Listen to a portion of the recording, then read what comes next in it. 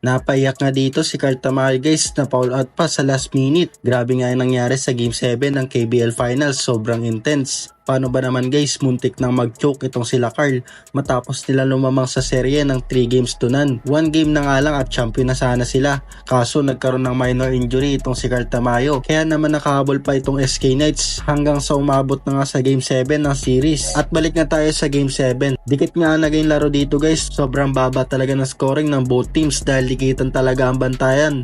Lalong lalo na si Carl Tamayo di talaga binibigyan ng space ng kalaban dahil alam nila guys kung ano ang kaya nitong gawin. Sa first half ngayon naging maganda ang laruan dito ni Carl Tamayo with 9 points pero naging dikit pa rin ang game. Ang advantage nga lang guys ay lamang pa rin ng LG dito. Pero pagdating ng second half ay ramdam mo na talaga yung pagod ni Carl Tamayo dahil babad na babad nga siya sa game na ito at mas pinalala pa yan nang targetin siya ng depensa ng SK Knights. Hindi nga nakapuntos si Carl Tamayo sa buong third quarter. Buti na lang at pumapasok ang mga tira ng kanyang mga teammates. Lumamang pa nga sila dito ng 10 points at akala ko nga tapos na ang game.